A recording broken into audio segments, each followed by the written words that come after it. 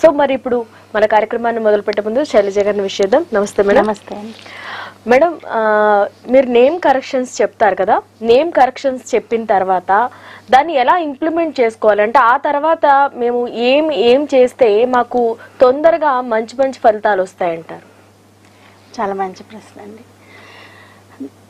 చాలా మంది name correction బాగలేదనో బాగుందనో అసలు చూయించుకుందామనో ఏదో ఒకటి ప్రాబ్లం ఉన్నప్పుడే కదా వస్తారు. మామూలుగా అయితే ఫ్రెండ్స్తో చెప్పించుకొని మాది కూడా చూడండి అని అలా చెక్ చేయించుకొని వస్తారు. నేను చూస్తాను చేస్తాను తీసుకెళ్ళి ఏదైతే రిపోర్ట్ ఇస్తామో పేపర్ మీద మొత్తం అన్ని డీటెయిల్స్ రాసి ఇస్తాం కదా, ఇలా కరెక్షన్ చేసుకోండి ఇలా చేసుకోండి అంటే అది తీసుకెళ్ళి శుభ్రంగా డ్రాలో పెట్టేస్తున్నారండి. ఇంట్లో కబోర్డ్లోనో ఏదో ఒక ఆఫీస్ డ్రాలోనో పెట్టేస్తారు. తర్వాత నేను కరెక్షన్ చేసుకున్నాను అని అయితే భావన ఉంటుంది వాళ్ళకి, కానీ ఫాలో అవ్వకపోతే దాని ఫలితం పెద్దగా ఏమి ఉండదండి. ఊరక కరెక్షన్ చేసుకున్న ఉపయోగం ఏముంది?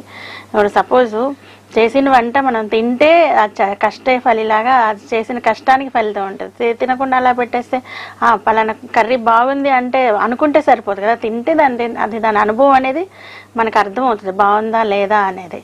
అసలు అది ఫీల్ అవ్వకుండా రాయకుండా అలా కబోర్డ్లో పెట్టుకుంటే ఉపయోగం లేదు.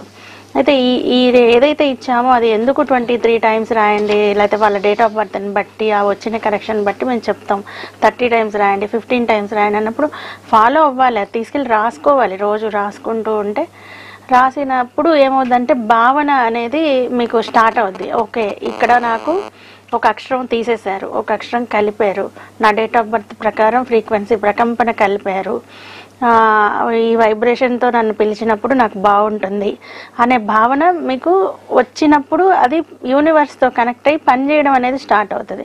అంతేగాని కరెక్షన్ చేయించుకొని అక్కడ పెట్టేసి మొన్న ఒక ఆవిడ కాల్ చేసి నేను కరెక్షన్ చేసుకున్నాను కానీ నాకు ఏం బాగాలేదండి అంటే నేను ఒక 30-40 మందికి చేసినప్పుడు అందులో ఒక్కరన్నా వస్తారు. అప్పుడప్పుడు జరుగుతుంటుంది, ఇది కామన్. నాకు ఎందుకు బాగలేదమ్మా అని చూస్తే అంత బాగానే ఉంటుంది కరెక్షన్ ఇవ్వడం. సరే ఏమని పిలుస్తున్నారంటే అదే జయలక్ష్మి అని పిలుస్తున్నారంట. అమ్మ మీ డేట్ ఆఫ్ బర్త్ ప్రకారం జయలక్ష్మి అని పిలిపించుకోవద్దు, ఓన్లీ లక్ష్మి అని పిలిపించుకోండి అని 10 సార్లు చెప్పుంటాను. సరే అండి, లేదండి నన్ను జయలక్ష్మే పిలుస్తారు, వీళ్ళు మారడం కష్టం అంటే, లేదు నువ్వు చెప్పాలి అంటే వీళ్ళు ఇక్కడ రాయకపోతే వీళ్ళకి చెప్పాలని అనిపించదు. ఫస్ట్ రాస్తుంటే కదా, నేను ఇచ్చిన కరెక్షన్ లక్ష్మిలో కూడా చిన్న కరెక్షన్ చేసి ఇచ్చినప్పుడు వీళ్ళు రాస్తూ ఉంటే ఓకే నన్ను లక్ష్మి అని చెప్పాలని గట్టిగా వాళ్ళకి వెంటనే బ్రెయిన్కి కనెక్ట్ అవుతుంది అనమాట, ఇది నేను ఇలా చెప్పాలి అనేసి.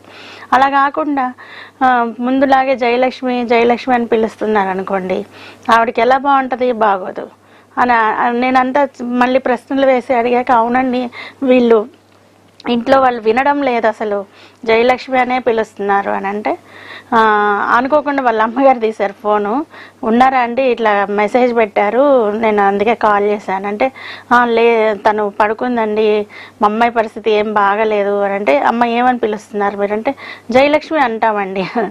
ఆవిడ నువ్వు కోప్పడ్డాను, నేను చెప్పాను కదమ్మా లక్ష్మి అని పిలిపించుకోమన్నప్పుడు జయలక్ష్మి అని ఎలా పిలుస్తారు? మీ అమ్మాయి జీవితం బాగోవాలని మీకు లేదా?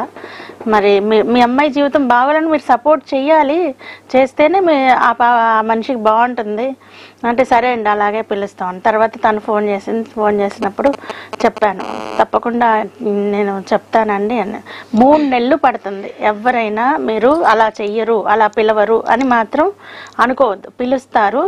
మనం మన సర్కిల్కి చెప్పడానికి 3 నెలలు పడుతుంది. ట్రై చేయండి, అప్పుడు అభివృద్ధి అనేది స్టార్ట్ అవుతుంది. Okay madam, caller